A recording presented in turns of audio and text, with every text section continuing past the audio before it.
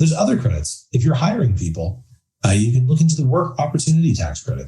And that, is incentives for hiring veterans or people who live in rural areas or opportunity zones, right? People who may be disabled. And that's anywhere from $2,400 up to almost $10,000 per hire, right? A lot of restaurants actually, about 50% of their employees qualify for this. It could actually, significantly improve your margin. If you're a restaurant, you actually take care of the work WOTC, the work opportunity tax credit. And the list goes on and on.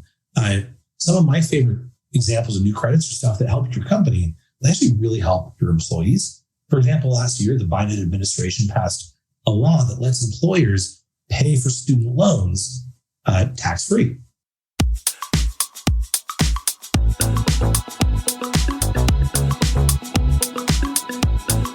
Hey, it's the Profit Answer Man, Rocky Lalvani.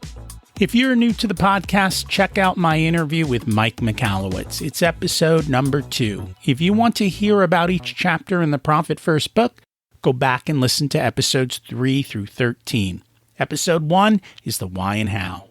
On the Profit Answer Man, we learn money mastery without all the complicated accounting mumbo-jumbo using a simple system.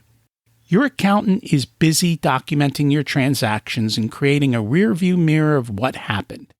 My guess is you don't even look at the reports they sent you. If you're like most business owners, you struggle with this. And it's not your fault. We aren't taught money in school, and accountants aren't taught how to be profitable. The Profit First system created by Mike Michalowicz works, and he certified me to help you implement the system in your business. Remember, the new equation is sales minus profit equals expenses. Let's face it, without cash flow, you can't pay your employees, buy needed materials, or pay your mortgage and support your family. I help you to do that and more, so you can focus on the parts of the business you love and receive the rewards for your labor and investment into your business. The stronger you are as a business owner, the more jobs you create, the better we are as a country. Small business owners are the backbone of America, and for that, you deserve to be well rewarded. Just remember, more revenue does not equal more profit. That's why we focus on the bottom line. Running a small business can be hard, and there's so many things you have to keep track of and learn. It's a lot easier when you can outsource these to others. We'll chat a little bit about that today as it relates to taxes and everything that surrounds them, including managing your payroll. There are also thousands of tax credits and deductions. The great benefit of credits is that they give you dollar for dollar reduction in taxes that you have to pay. I like that because for many people, taxes are a major expense when you're profitable. Our guests will share how to make finding those credits easier. Doug Ludlow grew up in Modesto, an agricultural town in Central California. Despite the city's proximity to Silicon Valley, the city is almost entirely cut off from the technology industry, which is the economic engine of the 21st century. He helped start Main Street, a financial services platform helping small businesses extend their runway and maximize their tax credits, in part to bring back good jobs and upward mobility to the people living in his hometown. Before Main Street, Doug split his time between entrepreneurship and leadership roles at top technology companies, including Google and AOL. Let's meet Doug. Welcome to the Profit Answer Man, Doug Ludlow. It's great to have you joining us today. Hey, I'm really happy to be here. Can you share a little bit about yourself and your business? Sure. Well, my name's Doug, as you mentioned. I live in San Jose, wife and 2 kids and a dog, and I am CEO of a company called Main Street. Main Street is a company that really acts as the bridge between small businesses and startups and the government. Right?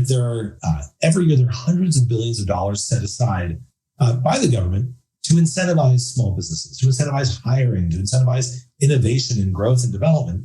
And yet, most small businesses and startups have no idea that this money actually exists. It's difficult, it's expensive, it's confusing. So we make it really, really easy to connect those two pools. And it's one of those win-win-wins. Small business gets more runway, gets more capital. The government is incentivizing small business rather than, Amazon.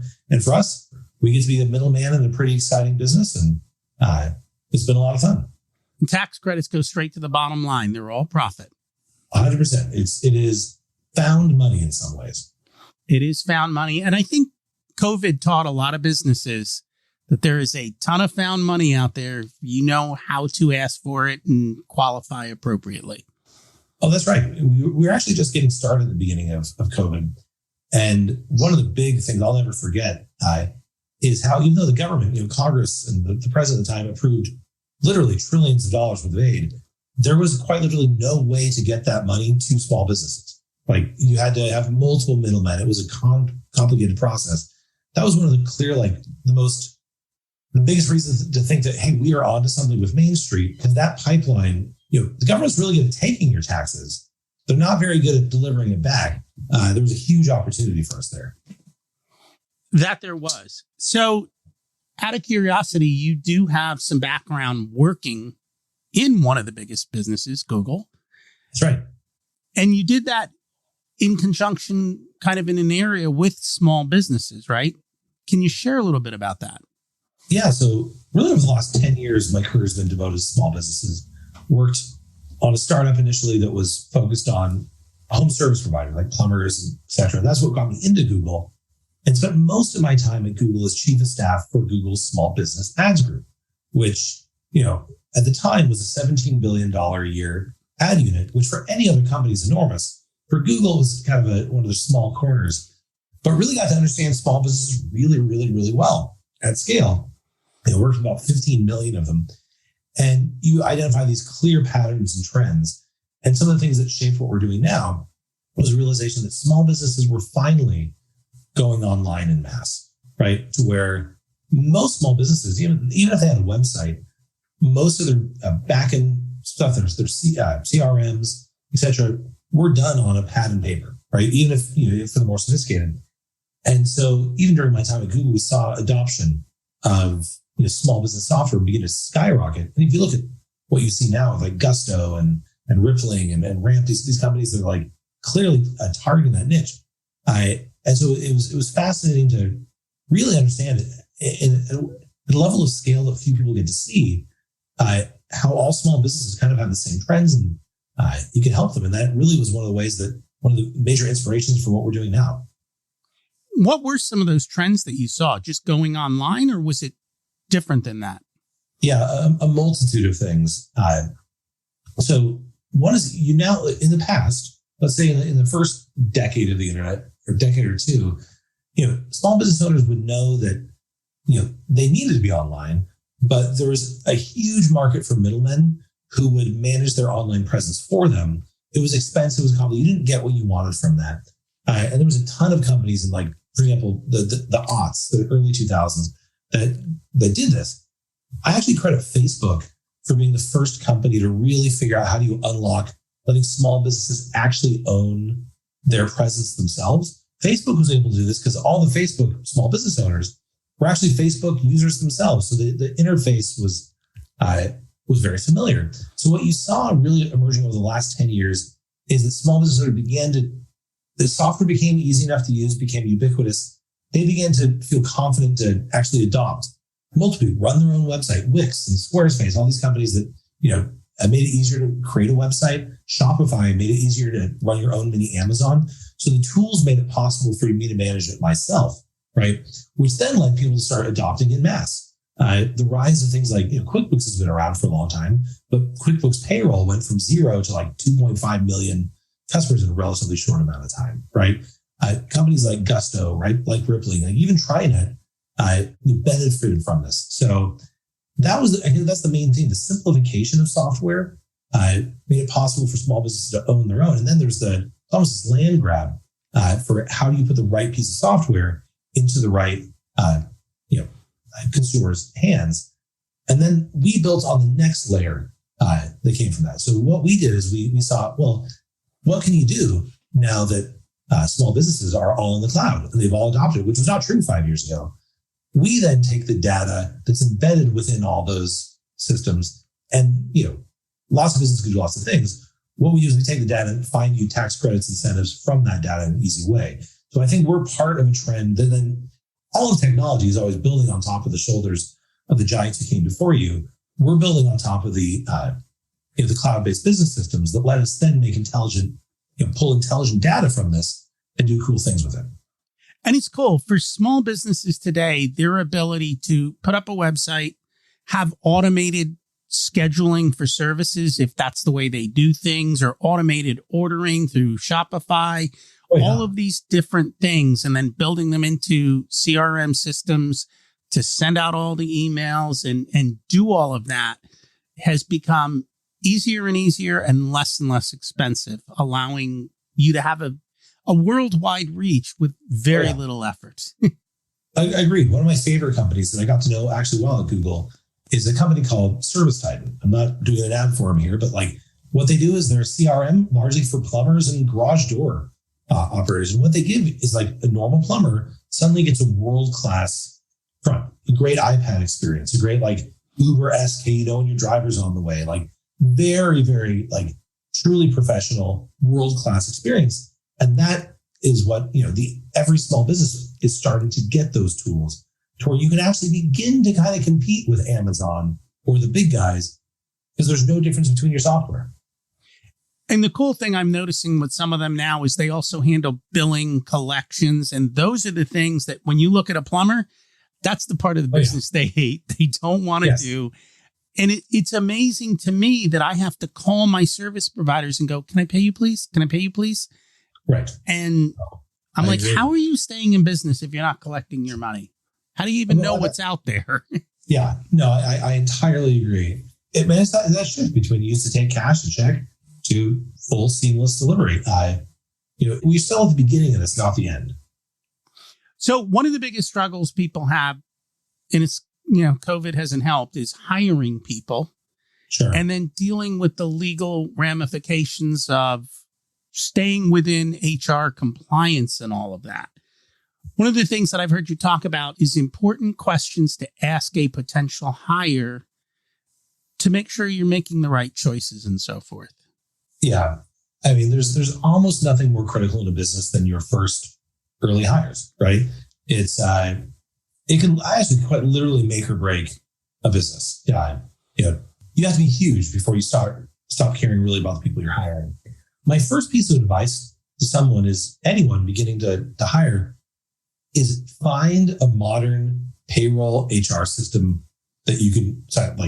For example, not this is an ad form, use Rippling or Gusto that's designed for the smallest of small business that will walk you through not just the setup of all the compliance issues with the state of California if you happen to be there or federal government, but also give you tools to help onboard these people in a legal way. It's so much easier now.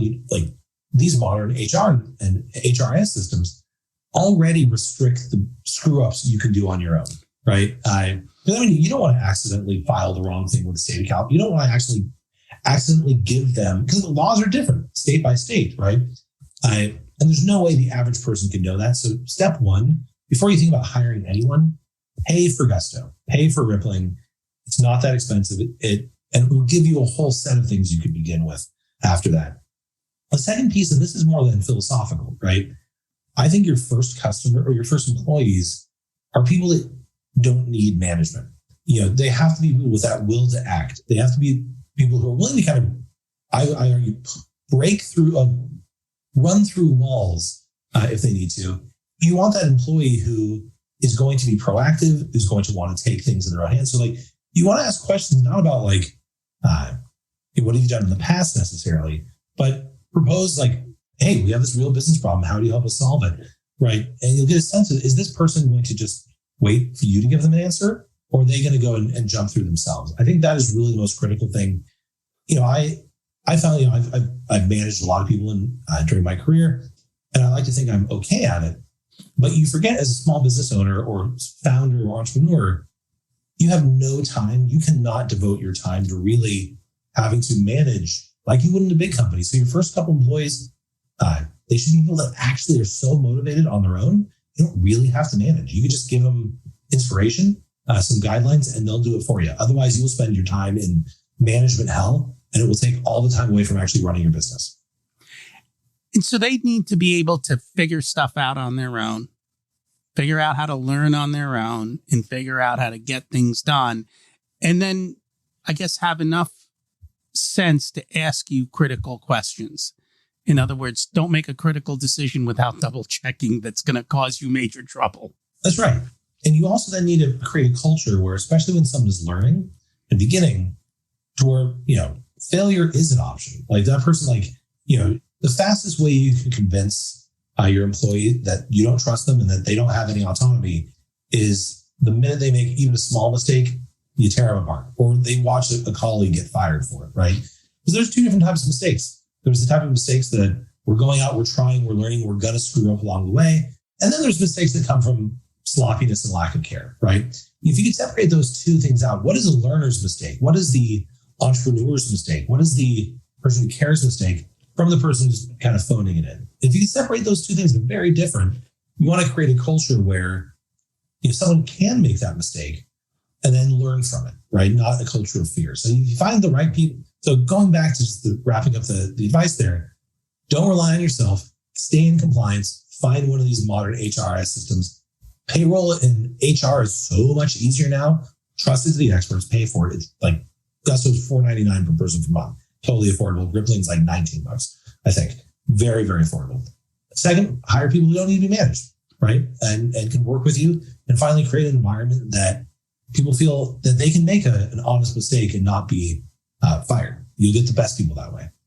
We've always talked about culture being very profitable. I think most people don't put enough time into building their culture, Sure. And then someone else builds it for them and they don't like what they got. So I agree. You got to put the time and effort into building the culture you want the way you want with your vision. And then we always talk about hiring to the culture. You Sure. can always teach people skills. It's very hard to teach people who don't believe in your culture to believe in it. It's an insurmountable challenge. I agree. I've often heard that. So a lot of people confuse culture for perks, right? Hey, we all go get lunch together. We all go to Hawaii once together. We have a ping pong table if this is a .com one. In reality, culture, in my opinion, is who gets rewarded for what, right? What are the behaviors we are incentivizing for? What are the behaviors we reward? What are the things we punish, right? Because very quickly you start to understand, is this a culture of nepotism? And the boss's son always can do whatever he wants. This is a culture of meritocracy to where, hey, like on a sales team, people who are putting the numbers up, they get it.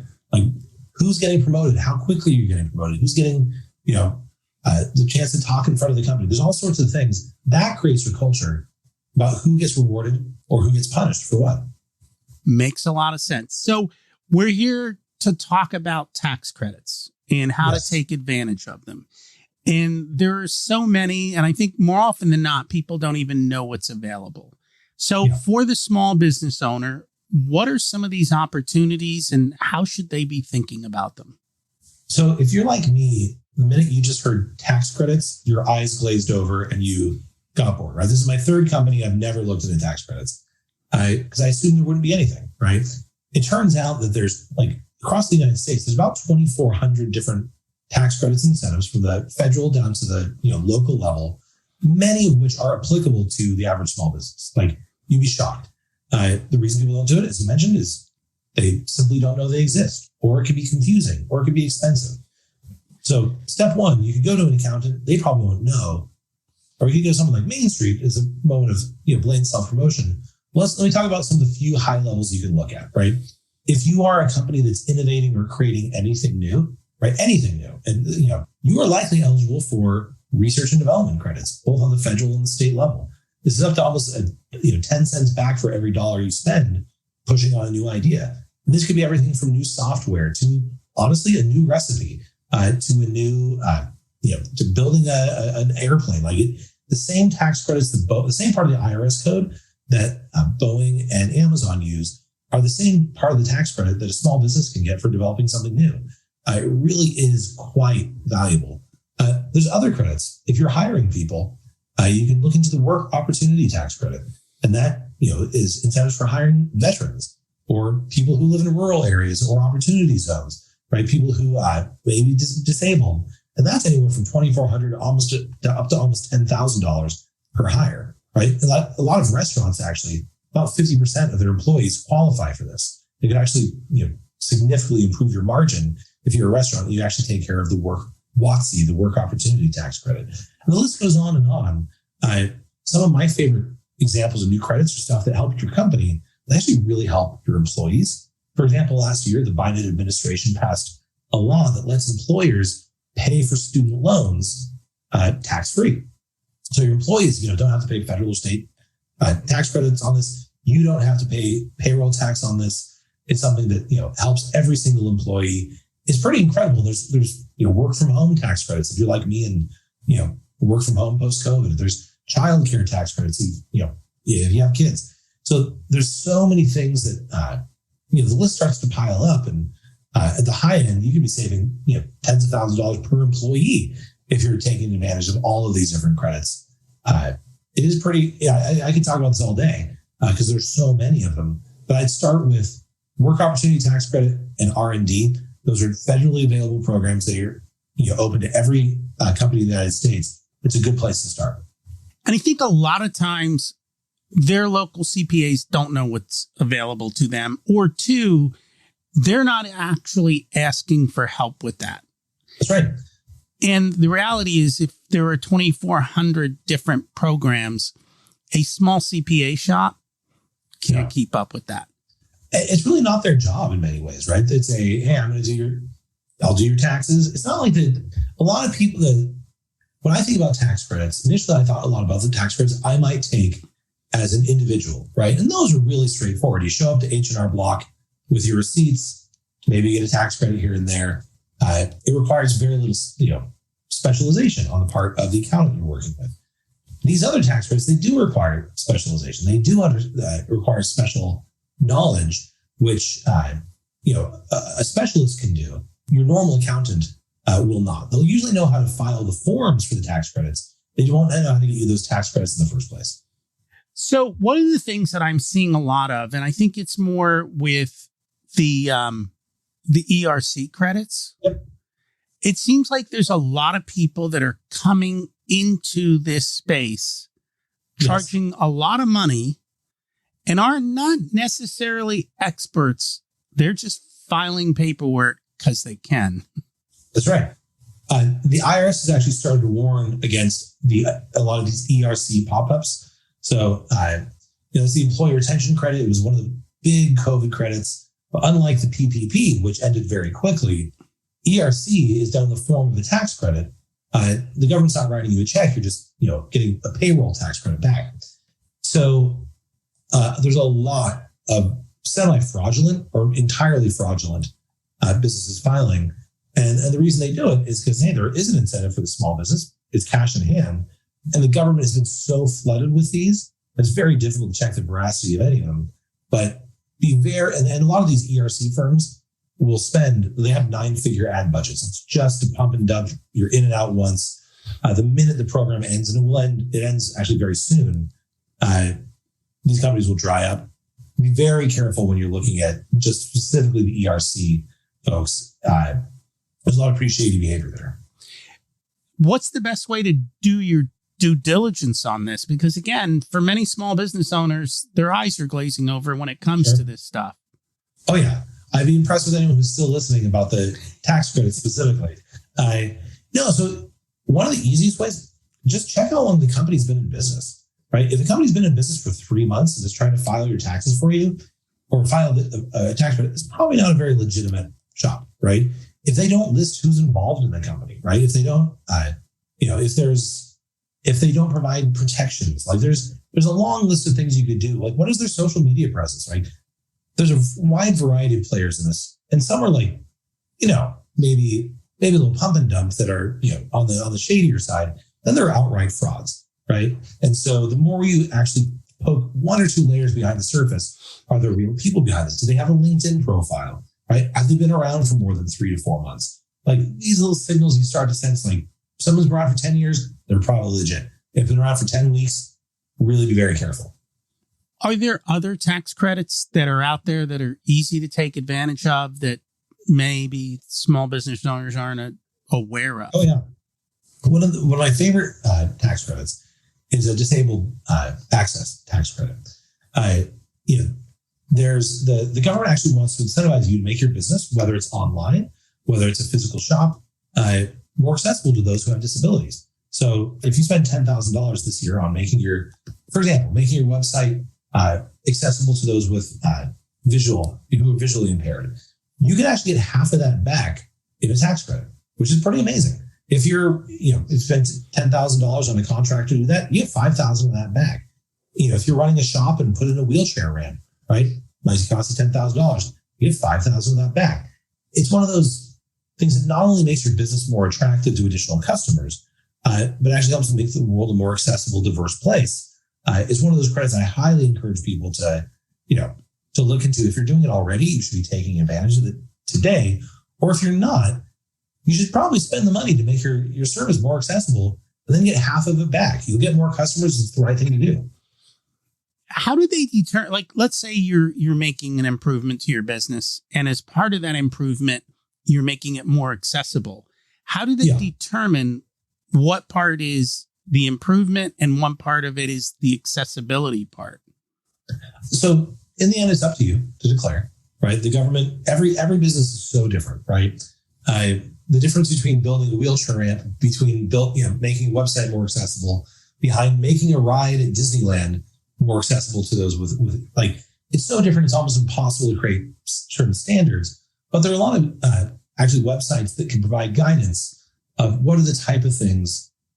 So really, it's very difficult for me to give an overarching this is kosher or not. But it's intentionally vague to allow for like multiple businesses to do what they need to do. But it's meant to be generous and open, so more businesses can become more accessible. So I wish I could provide more guidance than that. I would say do your research. No, and I get that. I guess what I'm trying to think is, let's say I have to do something anyway, and it's going to cost me $10,000. Yeah. But if I somehow use it to make it more accessible or make my website now more accessible, and it costs me $12,000, then do I get a bigger deduction than just the incremental? Because it may not be. In other words, it might actually be bigger than that. It becomes hard to discern all of that. It does, which is actually why it is limited to $10,000, right? It caps at $10,000 spend, and then you get half of that back. So it's not like you can spend $1 million to get $500,000 back. So I guess the potential for fraud here exists, or potential for even being wrong exists. But again, the most the government's going to be out is $5,000, which is why they keep it pretty, not quite honor system, but it's pretty close to honor system. What other ones are popular among small businesses? Yeah, so I mentioned work opportunity tax credit. That's vital. I mentioned R&D. That's also really important. This now gets on a local level, and there's a couple different really interesting things. If you have a physical shop, if you're thinking about opening up a physical shop, I would Google incentives and tax credits for even your local city, right? And this is where I can speak to some specific examples of this, because every city is slightly different.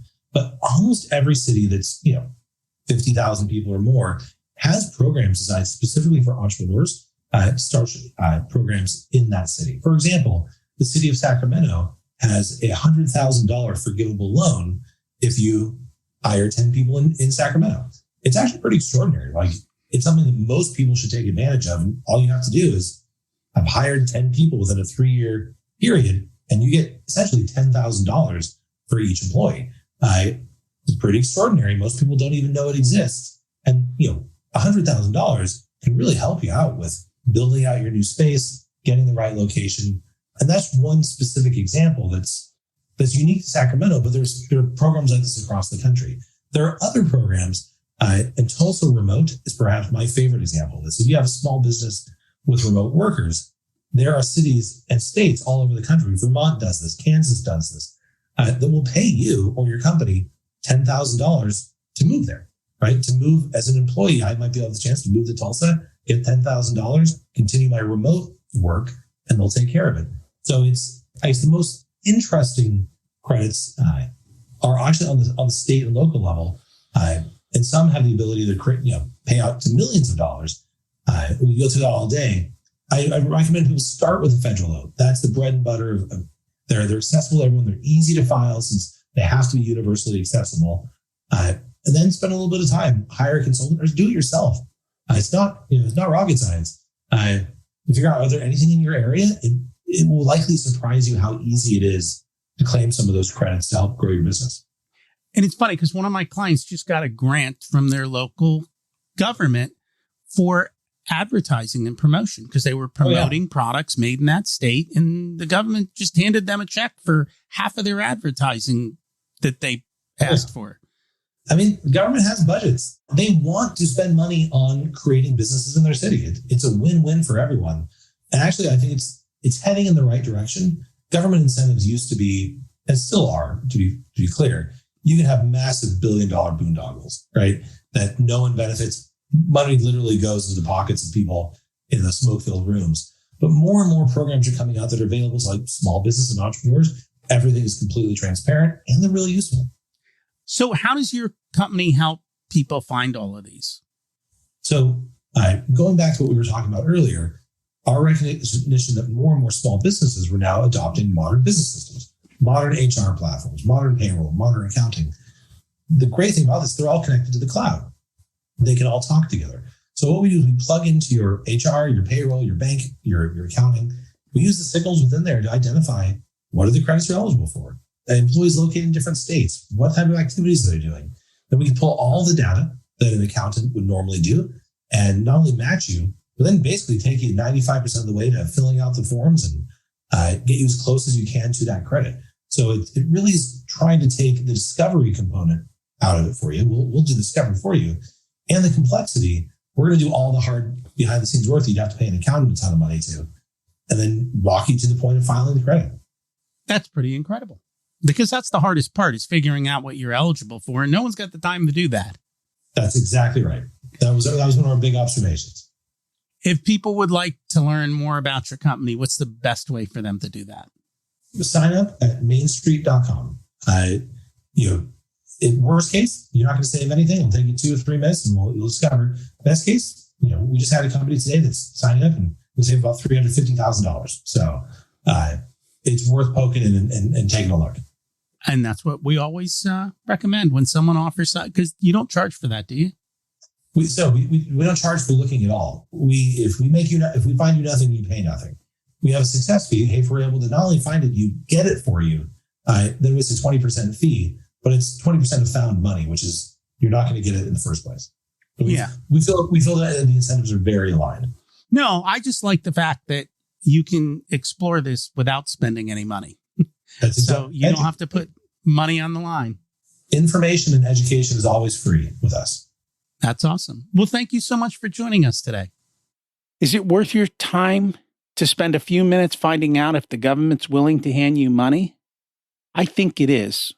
Not everyone qualifies, but if you're already planning on doing something or making changes, an incorporated way to save on taxes, it makes sense to take that into consideration. We've talked in the past about the ERC credit, which is for the COVID relief. That one's massive for many businesses. We're talking hundreds of thousands of dollars. I know that's coming to an end and you have to qualify. So check and see. We've done episodes on that. I know with websites, they actually have to be ADA compliant and the rules are complicated. If you're dealing with this, maybe you can get some help with some tax credits. I wish they made it easier for you to find them. One of my goals for 2023 is to spend more time researching this area and sharing tips with you on how you can pay less taxes legally without lowering your profits. Stay tuned for more information. And remember, you don't need more resources. You need to be more resourceful. Finding better tax credits is one way to do that. But remember to focus on the bottom line and to actually keep your profits.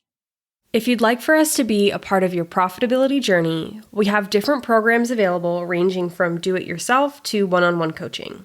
Our course, The Profit Blueprint, teaches you everything you need to know to transform your profitability. There are 3 different tiers ranging from DIY to done with you so that businesses of all sizes can get the support that's best. Join the waitlist in the show notes to get more information and be a part of the next cohort. If you want a done-for-you service, you can hire us as your Chief Profitability Officers. We only work with a handful of clients, so they all get our full attention. We work with business owners who have or are growing to $500,000 to $10 million in revenue. You can use the scheduling link in the show notes to get on our calendar for a good fit conversation to see if we're the right people to support you and how we can help you. This episode of the Profit Answer Man podcast is brought to you by SMBpodcastnetwork.com.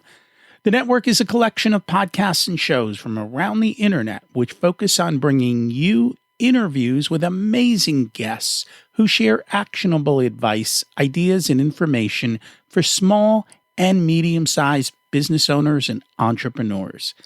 Visit www.smbpodcastnetwork.com to find more great shows and easily subscribe to be notified of new episodes. It's a great way to discover quality content. If you've discovered us via the network, then I hope you enjoy today's show and will consider subscribing directly so you never miss our episodes. Remember to check out my other podcast, Richer Soul, where we talk about how to live the ultimate life and be the best business owner you can be. As we close out, let's repeat the mantra. Revenue is vanity, profit is sanity, and cash is king. Have an abundant and profitable week.